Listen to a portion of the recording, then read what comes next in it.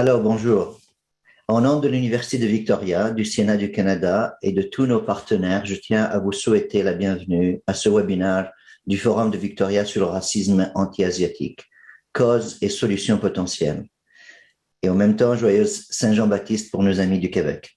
On behalf of the University of Victoria, the Senate of Canada, and all of our partners, I want to welcome all of you to this forum of the Victoria Forum, Victoria Forum webinar on anti-Asian racism, root causes, and potential solution. And happy Saint Jean-Baptiste Day. Senator Wu, Dr. Chen, Ms. Chu, and Dr. Thomas will guide us through the intricacies of this topic. Nos panélistes nous guideront à travers les nuances de ce sujet. Je suis Adèle Guitouni, je suis I am the associate co-chair of the Victoria Forum. Sorry, I'm trying to find my French this morning. So this webinar is being recorded and will be available on all our different channels, including the website within 1 week from today. We are more than 260 people who already registered for this webinar from 12 countries. So we are looking forward to hearing your questions, your comments to our distinguished panelists using the Q&A Zoom options. The Victoria Forum is committed to creating inclusive spaces and developing innovative ideas and actionable solutions for making Canada and the world a better place for all. The COVID-19 pandemic demonstrates that we are all cut from the same genetic cloth. Therefore, there is no place for racism, bigotry, and violence, whatever that is physical or mental. Ce webinaire sera enregistré et sera disponible dans une semaine sur tous nos canaux digitaux, incluant notre site web victoriaforum.ca. Nous sommes plus que 267 personnes qui sont inscrites à ce webinaire provenant de 12 pays. On s'attend à ce que vous participiez en posant des questions et en faisant des commentaires en utilisant l'option questions et réponses de Zoom. J'ai l'honneur, it is my pleasure and honor to introduce Dr. Kevin Hall, President and Vice Chancellor of the University of Victoria, who will welcome everyone today. Dr. Hall's 5-year term began on November 1st, 2020. He is an innovative academic leader and civil engineer known for his strong commitment to community engagement and research excellence. Before UVic, Dr. Hall's 35 years career is defined by his leadership in issues of equity, diversity, and inclusion, access to education, and sustainability. He has held leadership roles at Queen's University, the University of Guelph, and most recently, the University of Newcastle in Australia. So virtually, help me welcome Dr. Hall.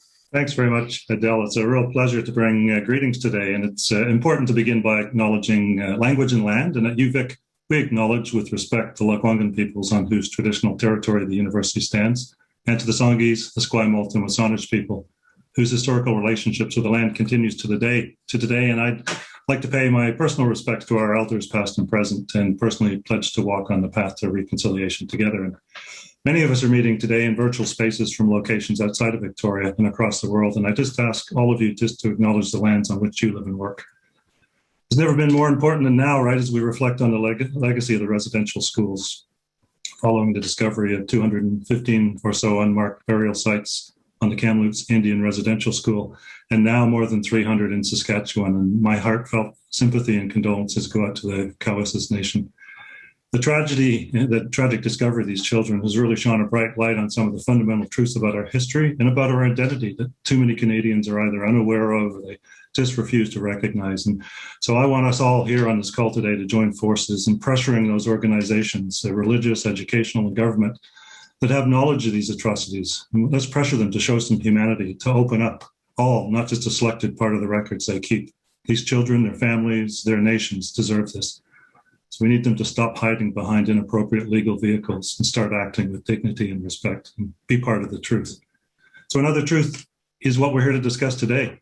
And that's the amount of work that's yet before us to address all forms of racism that persist in our communities. So today's forum is going to face head-on the ongoing realities of Canada's history and continued presence of anti-Asian racism. These issues are not just historic references like the Chinese head tax, the Chinese Exclusion Act or the Japanese-Canadian internment during World War II. They're happening here today. They're exacerbated by the current political rhetoric and the COVID pandemic. And we know this to be true because our students, our faculty, and our staff have experienced incidences of anti-Asian racism right here on our campus in Victoria and within the community. And this cannot continue to be tolerated. We have to just take a stand and absolutely not allow this to happen. Our campus community is engaged in the development of a proactive equity action plan, recognizing that we have to take immediate actions as we plan for a more inclusive future. And we're using an equity-centered approach that uses an action-based design. So we want action. We want our plan built on action rather than sit around and plan, as universities tend to do, for 2 to 3 years before they do anything. We've all got a responsibility to dismantle racism and to advance racial equity. Every person should feel safe and valued on our campus and in our community. And together, we've got to stand in solidarity with all those who contribute to the diversity of our university and our community. So I'm committed to making sure this university listens, it learns, it's brave, and it challenges the status quo. We want to take bold action to dismantle the systems of oppression. And I'm really grateful that the Victoria Forum is going to explore this important topic and welcome the commitment to continued dialogue and the focus on solutions that the Victoria Forum embraces. So thanks to our moderator, Senator Wu, and our very distinguished panel for exploring this topic with us today. Very timely topic. Thank you. Thank you, President Hall. Good day to participants near and far. Bonjour à toutes et à tous. Bonne fête de la Saint-Jean-Baptiste. And very warm welcome to our distinguished panelists and guests from around the world. President Hall has given us a poignant opening to this session, reminding us of the very tragic news that has just come out about the discovery of yet more unmarked graves at former residential schools in Saskatchewan. This on the back of the earlier discovery of unmarked graves in Kamloops, and other news that has been most dispiriting in this country, of course, including the murder of the Muslim family in London, Ontario, again on the back of other racist events to do with anti-Black hate, anti-Asian hate, anti-Semitism as well. A long litany of challenges that we face in this country and, I dare say, around the world. But the focus today is anti-Asian racism, and we want to explore in some depth, I hope, the sources and causes, both near-term and longer-term, of anti-Asian hate, and hopefully also talk about some solutions and remedies that all of us can participate in. It's my great honor to be your moderator. I am a veteran, if you will, of the Victoria Forum, and I want to thank the University of Victoria for organizing this webinar. I'm happy to say that the Senate of Canada, which I represent, is a partner in the Victoria Forum, but there are many other supporters, and we'll get to hear about those that have given special help to this webinar and to ongoing activities of the forum. We thank them for their support. My friends, the overarching theme of the Victoria Forum is truth, trust, and turf. And this topic is as central to those three words as any topic the Victoria Forum has tackled. Racism and the fight against racism fundamentally is about truth, because racism distorts the truth. It tells lies about people who are different. It perpetuates myths about ethnic groups and other minorities, and is at the root of the hate that we see directed at visible minorities. Trust is central to solving the problem of long-term discrimination and anti-Asian hate.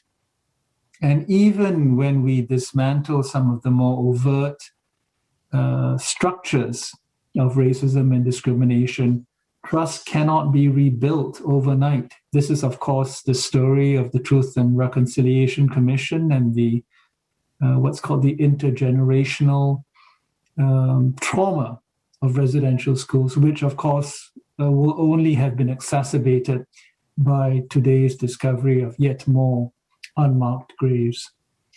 And turf, my friends, turf is what it's all about, because the fight against anti-racism and discrimination, if it's successful, ultimately it's about power. It's about who gets to sit where, who gets to say what, whose views are privileged. And that is partly why there is racism. That is partly why there is so much resistance to anti-racism, and particularly resistance not just to the overt acts of hate that we can all see and deplore, but to the systemic racism that is unfortunately still embedded in many of our institutions. So, my friends, we're going to try and tackle some of these questions. We won't solve all of them today, but we've got three really terrific panelists to help us find a path through some of these issues. You have their bios available on the website, so I won't spend time going over them. Please do take a look at their distinguished careers. I'm just going to begin right away by asking each of them to make some opening remarks for about 2 minutes or so, and then we will get into the question and answer. I'll have a bit of a conversation with them. If you do have questions, please post them in the Q&A room on your app. I will try to go through as many as possible, likely consolidating some of the questions, but please don't be shy about it. So let me, without further ado, ask Professor David Thomas to make his opening remarks. Professor Thomas. Thank you, Senator Wu. I'm very pleased to participate in this discussion about one of the most pressing issues facing society today. Many of the participants may have noticed that I'm the only non-Asian on this panel. My perspective, therefore, is not informed by lived experience, but as a social scientist who's studied cultural diversity for a bit over 30 years now. However, my wife happens to be Chinese, so I do have a particular interest in the brand of racism we're discussing today. As I was thinking about how to introduce my perspective on anti-Asian racism, I came across the idea that racism has much in common with a global pandemic, something with which we are now all too familiar. Racism is a global disease. It comes in waves, flaring up and dying down in response to some external events or actions of society, but it never really goes away. And like the COVID virus, different variations of racism present themselves. However, unlike COVID, the source of racism is not some external pathogen, but something internal to human beings, which has developed over thousands of years and passed on from one generation to the next. And that's the fundamental attraction we have to what is familiar and the fear and uncertainty that being confronted with difference can bring. This makes treating racism much more difficult than vaccinating every human on the planet. And it's why the actions that we have taken to deal with racism have in large part only helped to minimize its symptoms as opposed to striking at the cause itself. While we must certainly continue to deal with racist behavior, my view is that in order to effectively deal with anti-Asian racism, our focus must be on the attitudes and beliefs of people about different others. I'm not denying the power dynamics associated with discrimination and the numerous aspects of racism that have been institutionalized over the years. However, I suggest that changes in power structures are only effective in the long term if the attitudes and beliefs of those in power have been addressed. Well, that's my introduction and the time I've been allotted. I look forward to our discussion. Thank you very much. Thank you, David. That's a terrific opening, and we're going to come back to you. You can be sure about that to talk about the underlying attitudes and how we can overcome some of those deeper primal problems, if I can put it that way. Let me turn now to Professor Chen for her opening remark. Thank you, Senator Wu, for your opening remarks, and President Halls as well. And thank you to Victoria Forum organizers' invitation. I'm really pleased that this is a real honor and a privilege to be participating in this conversation with Senator Wu, Dr. Thomas, and Ms. Chu. I want to highlight 4 points in my opening remarks. As a sociologist, my professional responsibility is to commit sociology, which means by connecting apparently individual experiences with societal structural issues. So in that regard, I would like to start by arguing for a historicized understanding of anti-Asian racism. By that, I mean giving attention to Orientalist constructions about Asians, which arose from European colonialist and imperialist interventions in the Asia Pacific and settler colonialism in Canada, but also very critically to give attention to this particular our historical moment, which is characterized by the rise of geopolitical anxiety about China, fear-driven and anti-communist xenophobia. My second point is about different forms of racism and the pattern of which one gets noticed. Since the tragedy of the Atlanta shootings, which targeted Asian-owned spas and Asian women, the public is now somewhat more aware of anti-Asian racism. However, this tends to be understood mostly as direct interpersonal attacks by strangers on individuals. I would caution that we need to understand that racism comes in different forms. And in the case of anti-Asian racism, for example, the systemic racial profiling of Asian, specifically Chinese Americans and Canadians as communist spies, sabotaging national interests is increasingly a serious problem that we need to discuss. The third point is about the connection, some very specific worrisome connection between our current form of anti-Asian racism and universities. So this is for two reasons. To put it simply, the higher education sector is where Asian Americans and Asian Canadians have a high risk of being victimized, both by interpersonal aggressions and by the broader geopolitical xenophobic discourse. A study of hate crimes against Asian Americans in the last 3 decades show that Asian Americans have a higher chance than African Americans and Hispanics to be victimized in educational contexts. And on top of that, increasingly Chinese Canadian professors, researchers, and students in universities are bearing the brunt of xenophobia that sees a communist spy in everyone who has China connections. It's a form of race thinking that is similar to what we see in anti-terrorism hysteria and Islamophobia. Yesterday, I attended a webinar about the mistrial of Professor Anmin Hu in the US. One important question raised there is whether the China initiative puts undue pressure on FBI agents or Department of Justice to engage in racial or ethnic profiling. And my last point is about the barriers to address anti-Asian racism. This is based on more than 1 year's both scholarly work as well as community work around anti-Asian racism. One is about the invisibility of Asian Canadians and the invisibility of their needs, even though they account for close to 20% of the population in Canada.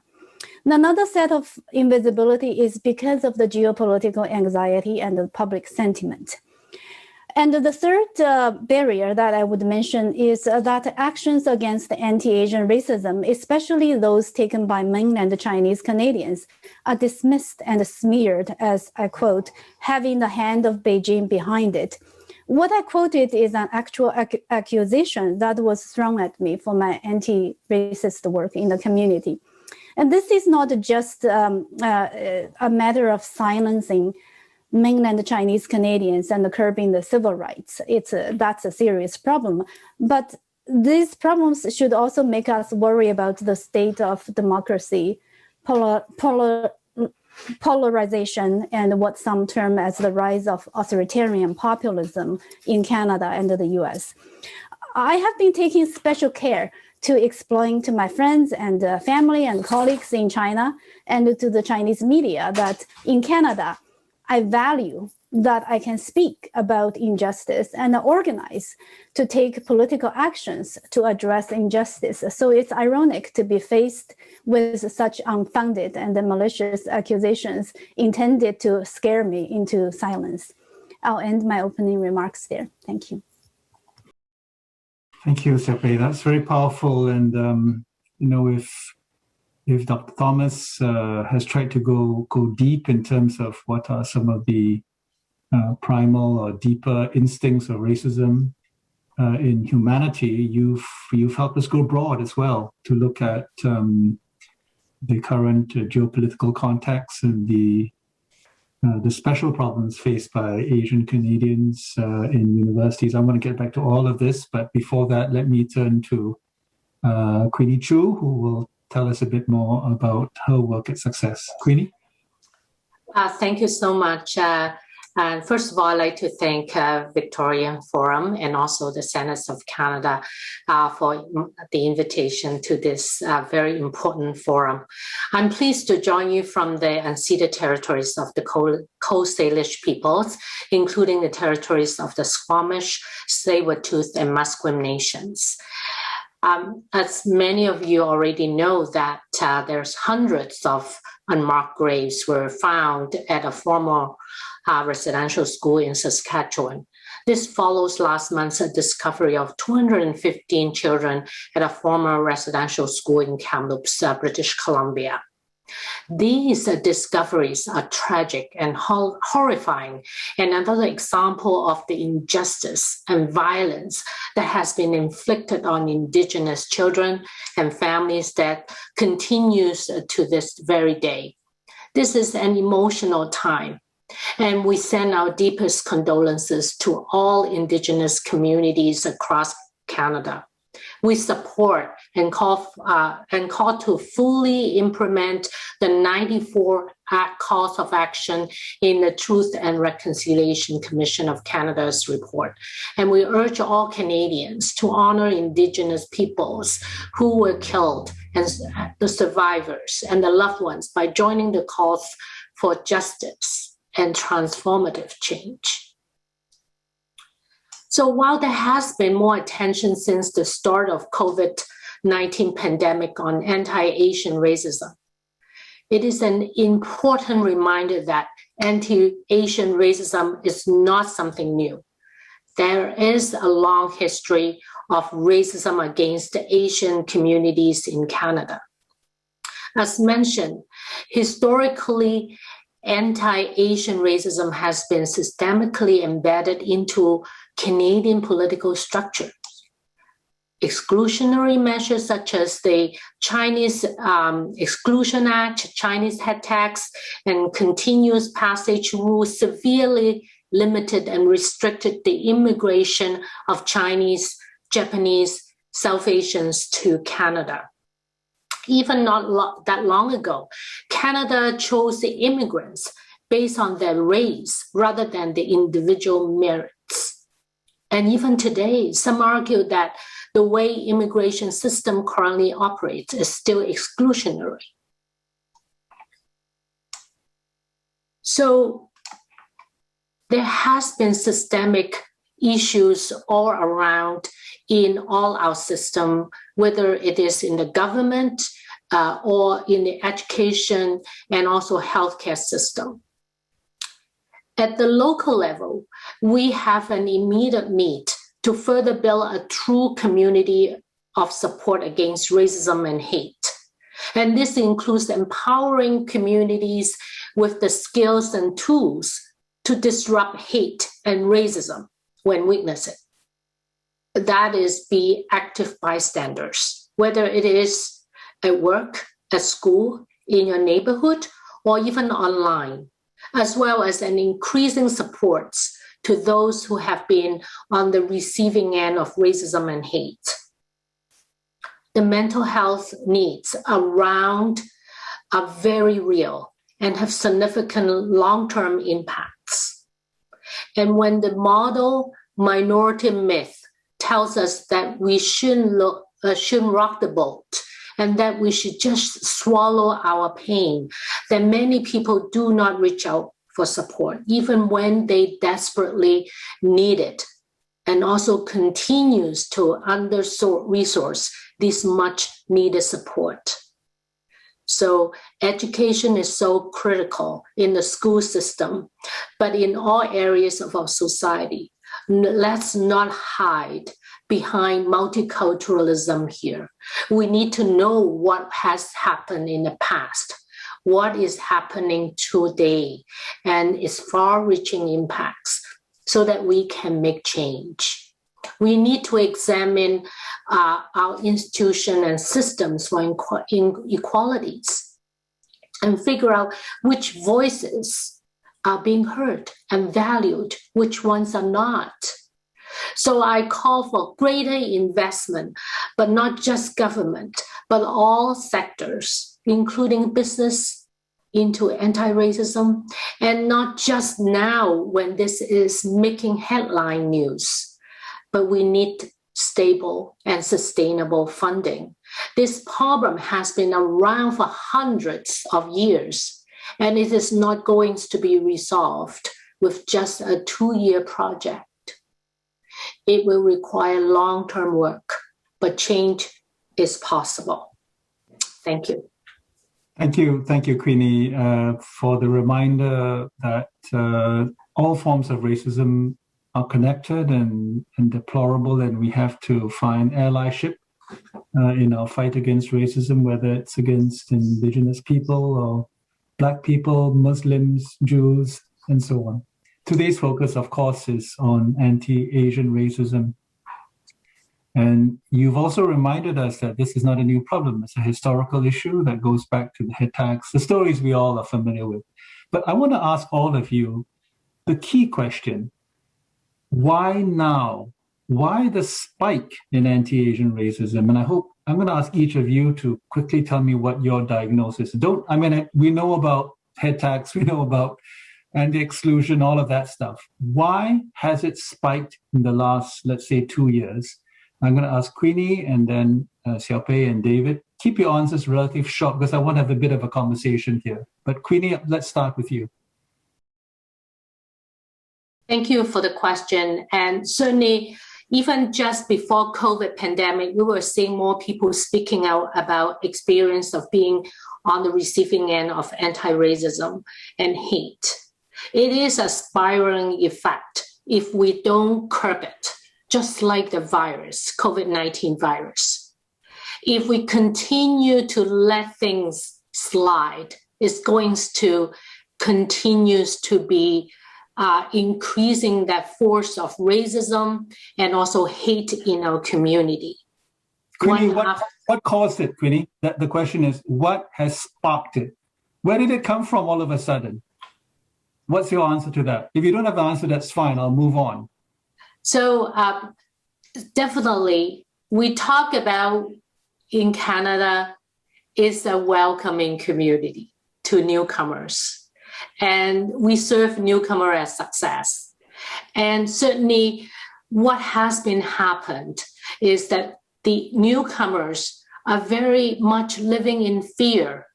And when they look at those situations in Canada, imagine how we're going to ensure that everybody is respected, ensure that we are safe, which is the fundamental right of every Canadian. And this is important for us in our Canadian society. Thank you, Queenie. Let's go to Professor Thomas. Xiaopei first. We'll go in reverse order. Yes, I'll just be quick, Senator Wu. I think there are two moments that I think is important to consider. One is around 2010, and that's when China had started to be seen as a threat to the U.S. dominance in a monetary market and in the global economy because of China's phenomenal growth economically and also the increasingly large foreign reserve that it held. So I think actually it's the current racist constructions about China and about Chinese as a threat has to be understood in terms of monetary, in terms of, there's some scholars even calling the term monetary Orientalism, right? How China has been constructed as cheaters, as global cheaters, and how it has, everything it does is interpreted as a malicious act to undermine US. even though other countries do the same thing with devaluing their currency and so on, but that's not, those were not problematized at all or in the same way. So I think that's something we need to focus on. It's just in the last, since about, 2010, China has increasingly been seen as a threat to the U.S. dominance economically, politically, and perhaps militarily. But a lot of this are, I think some concerns are legitimate, but some of it are over-exaggerated, which cause panic about interpretations of Chinese policy and actions. And the other is the COVID pandemic, right? It unfortunately the outbreak was in China, and unfortunately there are politicians who, were determined to exploit that moment against the WHO's directive to avoid stigmatizing people in the country because of the location of outbreak. So I think those are two sets of conditions for understanding the current rise of anti-Chinese and anti-Asian racism. Of course, it folded in older contents, but we must both see both the old and the new. That's very helpful, and it raises the uncomfortable question. I mean, we may not be able to get to it, but the uncomfortable question that mainland Chinese immigrants are a special focus, if I can put it that way, of the current wave of anti-Chinese racism. But racists cannot tell a mainland Chinese person from someone like me, who is 4 generations removed from the mainland. Even people who are anti-China are caught up, if you will, in this new wave. That's a really complicated question that we may get to later. But David, over to you. What do you see as the explanation for the recent spike? Well, just quickly, Dr. Chen, I think, said it very correctly in that it's this notion of threat. Asians used to be the favorite non-white people, right, in North America, and that the current anti-Asian sentiment was legitimized by the things that Dr. Chen proposed, right? But underlying that is the attitudes. People didn't all of a sudden become racist, right? The attitudes were there. The beliefs, fundamental beliefs and attitudes were there. And these events in the world events and external events, COVID and the rise of China and those sorts of things, legitimized the behavior. And so I want the point I'd like to make is that the underlying attitudes and beliefs are still there, and they haven't gone away. They're just suppressed at different times, and this is a flare up of a particular aspect of racism. Thank you, David, and I want to pick up on your point, and we'll do it in reverse order now, starting with you, and to follow up on some comments you made in your opening remarks about the deep-rooted attitudes and beliefs that underpin racism, whatever the precipitant, and we have a current precipitant, there's some kind of soil, I guess, that is poisoned, if I can put it that way. You've taught cross-cultural management for many, many years. So you're trying to instill in students, at the very least, cross-cultural understanding, if not, anti-racism. How difficult is it to teach students? Like what are the problems you see over and over again in your teaching?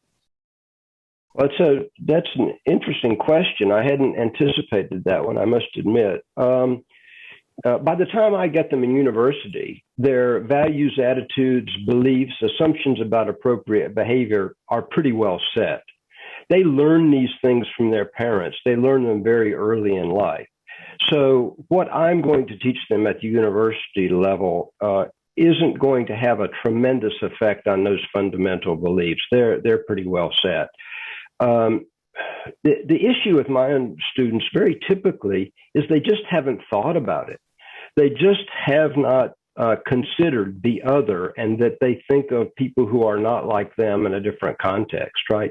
Even good people, even great students with good social values sometimes just haven't thought about it. And so largely what I do at the university level is just sensitize them to these facts, not that I have the ability to change anything in terms of their fundamental beliefs at this late stage.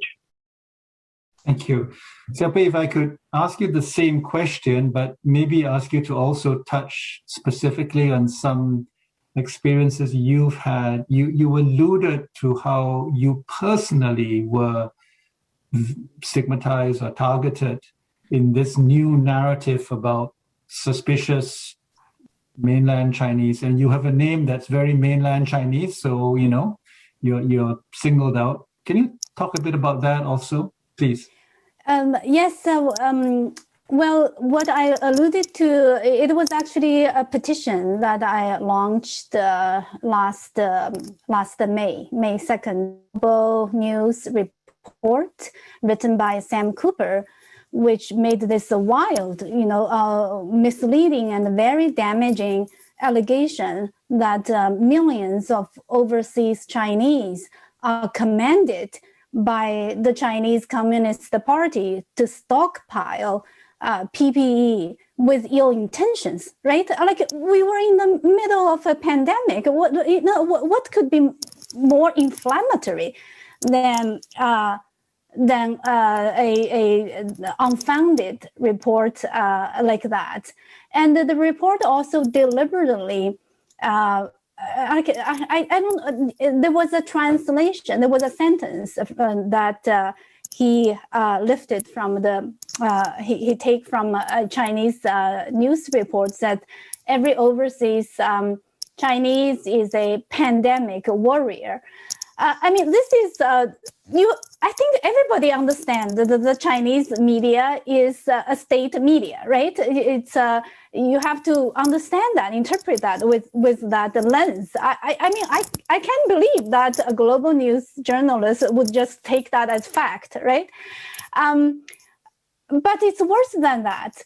Then it gets translated into English, the keyword pandemic get dropped. So now it reads, every overseas Chinese is a warrior, right?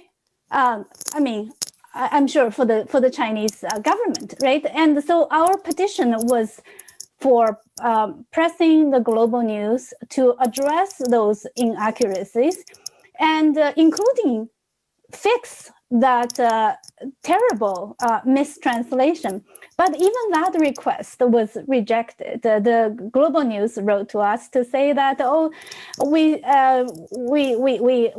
checked the translation. It's fine, and so on. So it was brushed aside.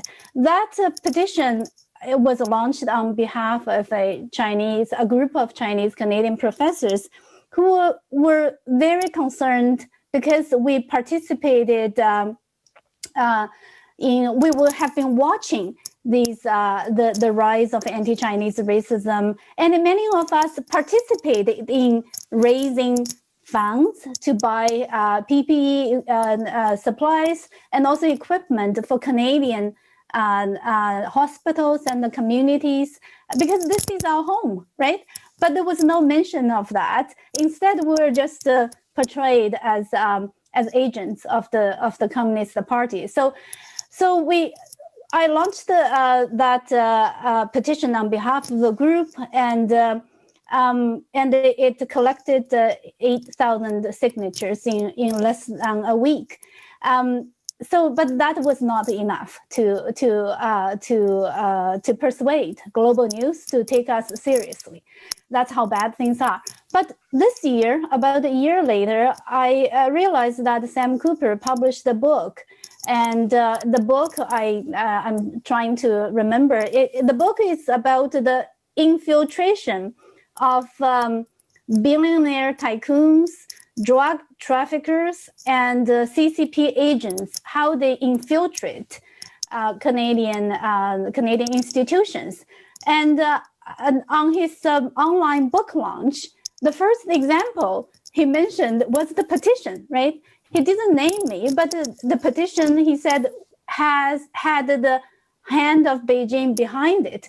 I was flabbergasted. I said, it's so ridiculous that it's funny, to be, for I was doing what I'm supposed to as a sociology professor with expertise on racism and colonialism, taking actions to speak out against this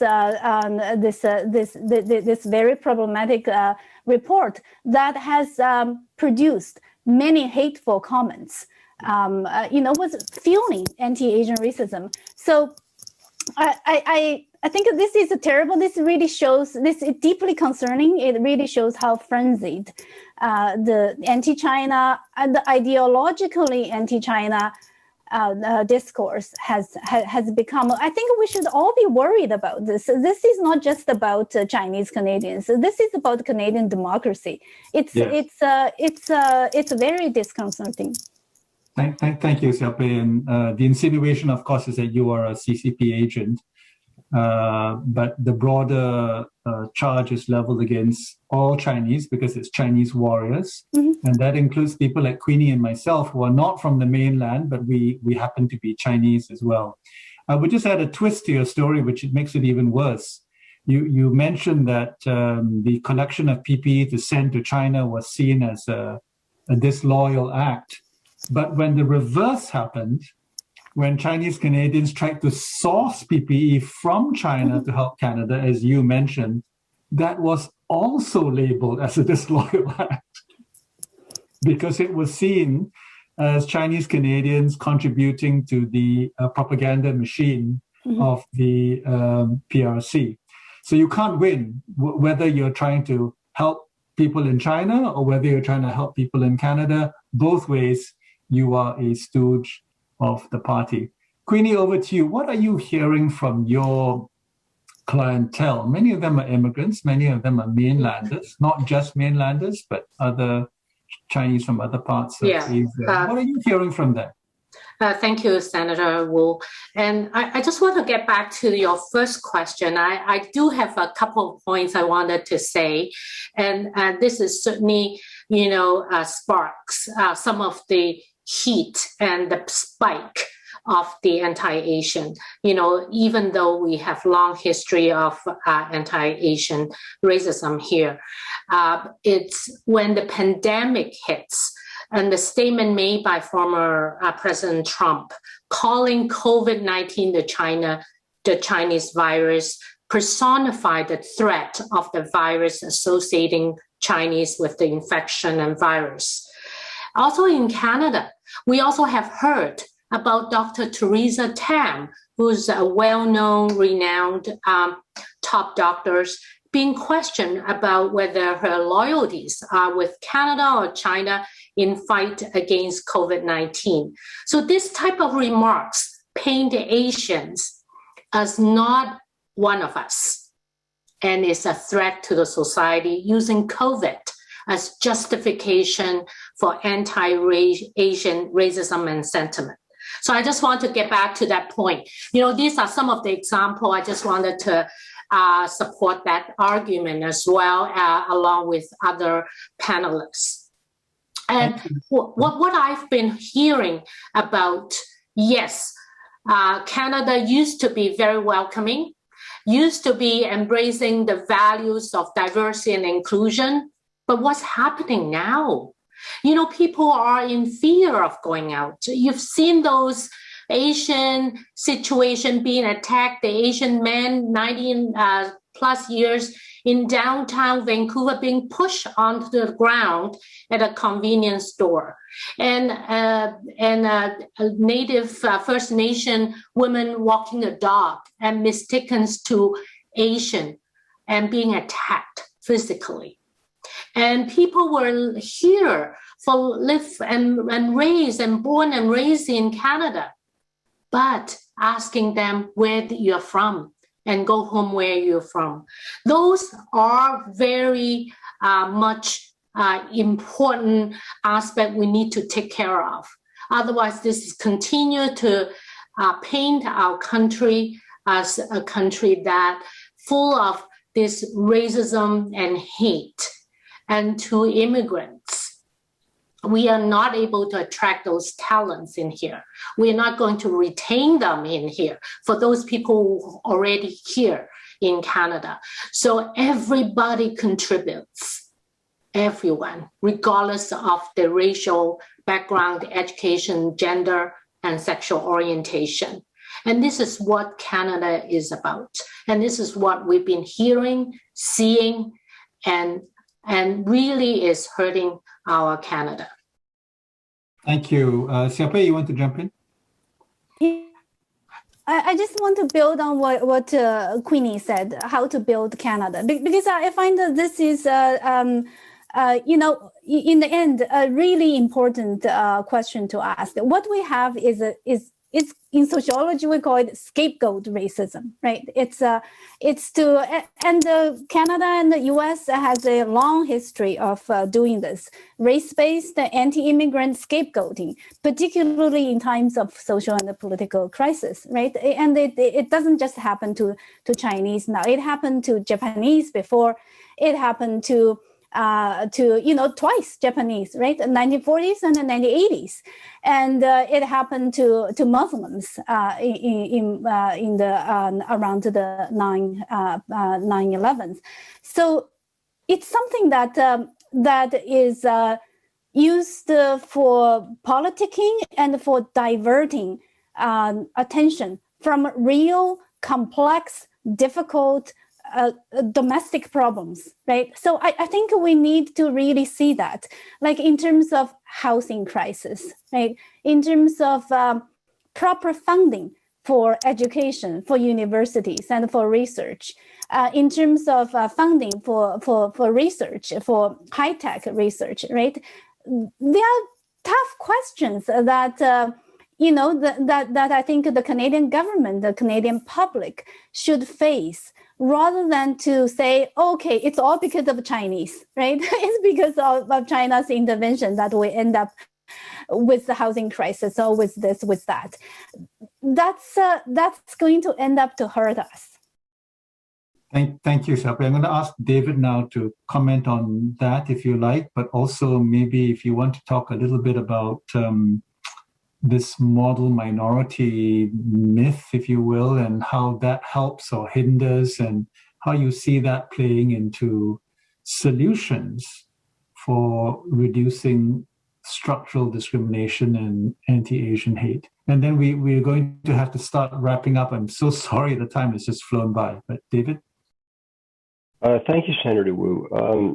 As I said earlier, the notion of the Asians as being the model minority has prevailed for it actually has there are two sides to that. One is that non-Asian people didn't see the threat, as Dr. Shen properly points out, because Chinese Asians were seen as hardworking, didn't make waves, contributed to society, right? And from an Asian perspective, the idea that you shouldn't make waves, you should just internalize things and just get on with your life and not bother others, right, contributed to that notion, right?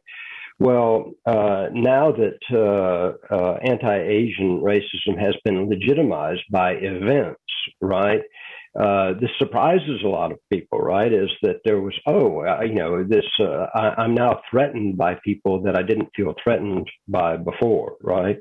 And so treating them as the other, identifying them as the other, painting them as the other, legitimizes a lot of behavior, because this notion of others, people who are not like me, being a threat is because they disconfirm my view of the world. If their behaviors, their attitudes can be correct, how can mine be correct? So it becomes a more fundamental threat to me.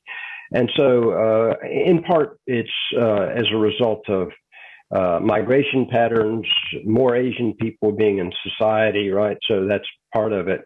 But again, geopolitical events have also changed the perspective on that as well.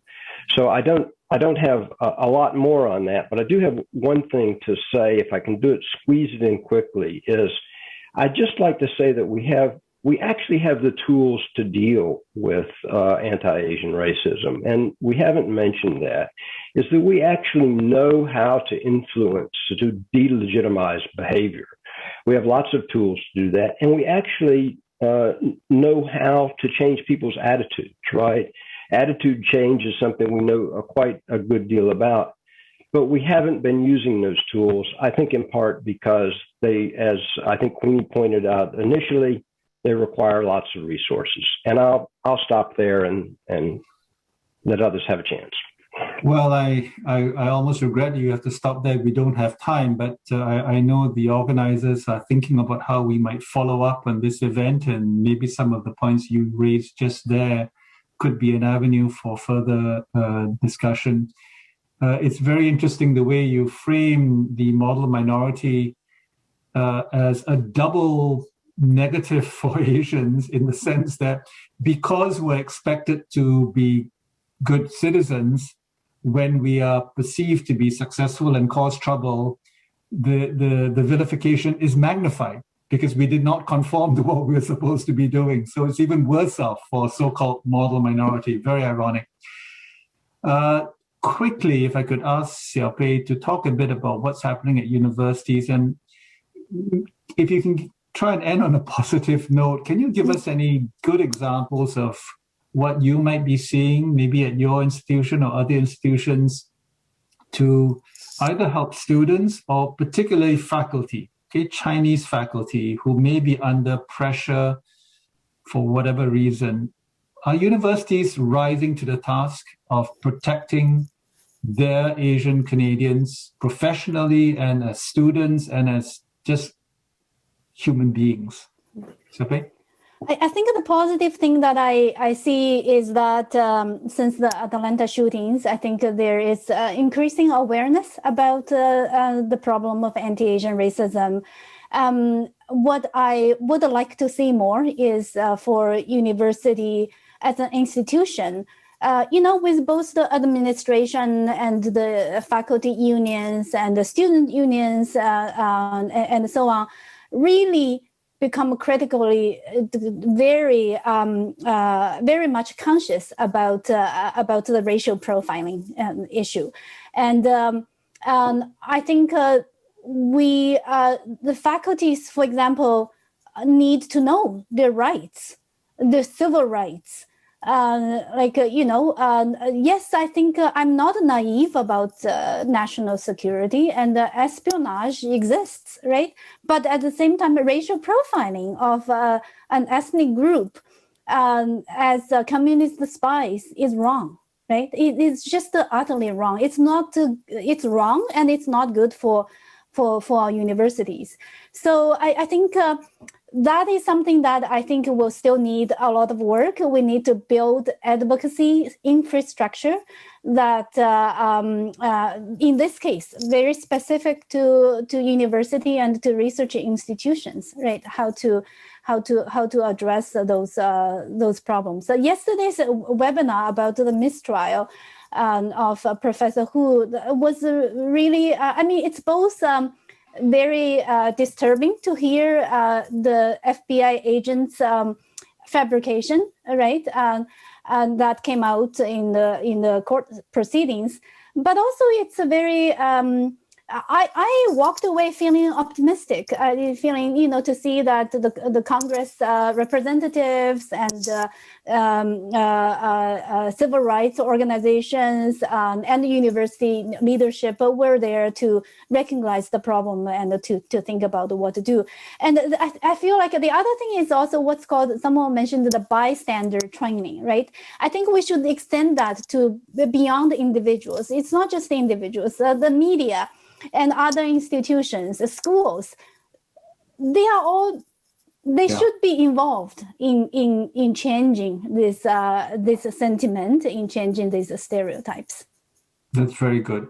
I warn all of you, though, that acting as a bystander sometimes subjects you to exactly the criticism that you are an agent or sympathizer or whatever it is. So there are other obstacles as well. Well, you're absolutely right. The Huan Ming case is really a tragedy, especially for American universities. But there are other cases, Chengang and MIT and other institutions. We only can hope that this disease does not spread to Canadian universities.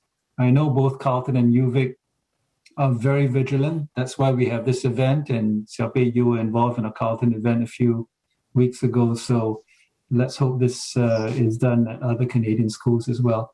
Queenie, there was a reference to bystander training, and I know Success has been doing a bit of that.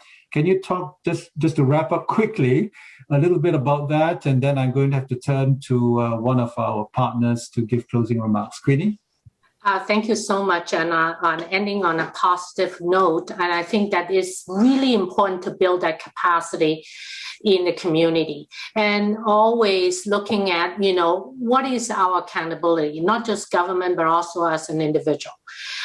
So building the capacity could be in many forms, but certainly education and training to get the skill set that people would need to be equipped with should those incidents happen, and be an active witness of those as a bystander, rather than being passive and condoning to those situations. Be aware of those situations and be able to console the people who are the receiving end of hate and racism.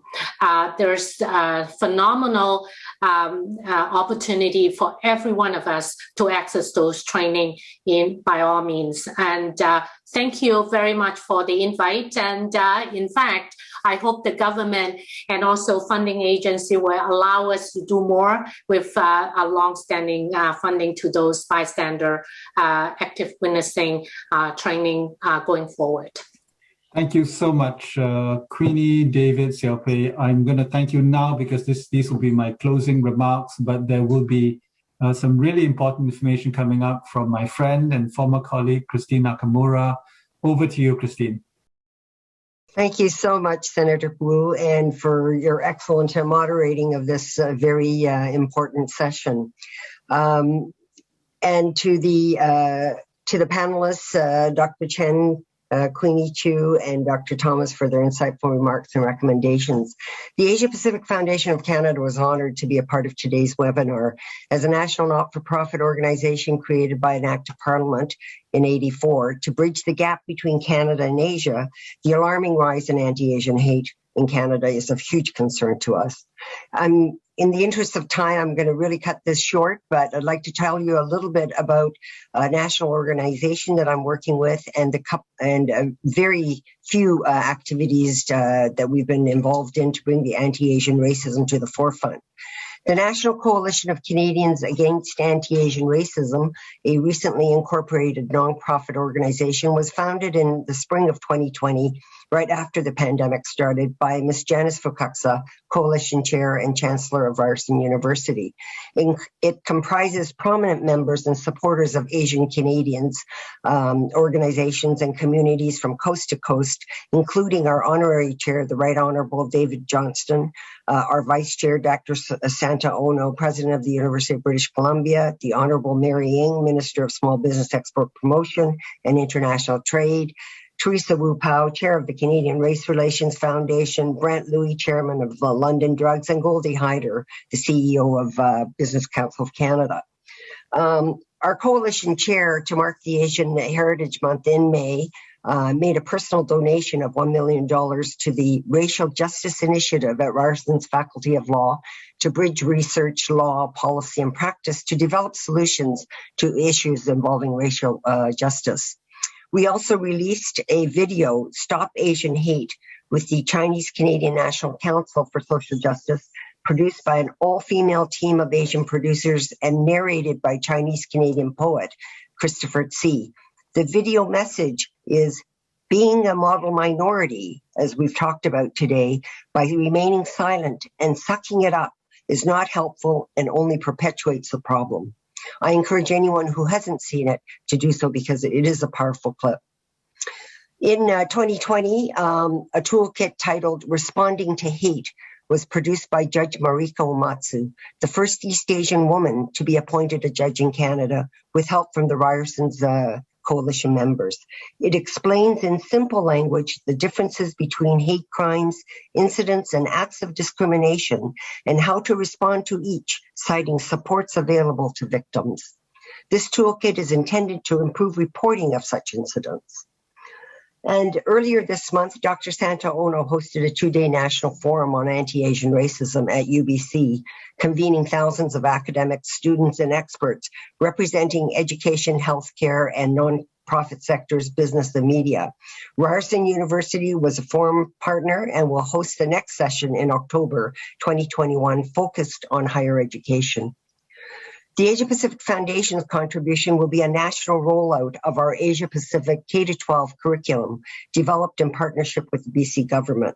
We committed $1 million to the project in 2017, together with educators in BC, produced curriculum materials and created professional development opportunities on Asia and Asian Canadian history. Why? Because the world beyond Canada's borders is changing in profound and fundamental ways, as we discussed today. And within Canadian borders, our population demographics is changing, with the segment that traces its roots to Asia growing steadily. Currently, nearing half of Canada's immigrants are born in Asia, and by 2036, it's estimated that it will rise to 58%. The curriculum is being enriched with further examples of Asian Canadian contributions to shaping Canada and Canadian society, and it is our intention to roll this out to all the provinces and schools, as we believe that education will eventually help to reduce, if not eliminate, anti-Asian racism in Canada. Today's conversation doesn't end here. The Victoria Forum is creating a working group to bring together a diverse group of actors, stakeholders, and leaders who may have different perspectives and approaches, but who are united by a shared purpose against anti-Asian racism. This working group will meet in the coming months to develop an agenda for an action plan and convene in Victoria from 20th to 22nd of April 2022 to draft a list of actionable recommendations to present to policymakers and political leaders, businesses, educational institutions, civil society, and activists. Those interested in contributing to this working group should contact the Victoria Forum at infovictoriaforum@uvic.ca. So on behalf of the organizers, I'd like to conclude by thanking our co-hosts and partners today. And this officially concludes today's webinar. Merci and thank you.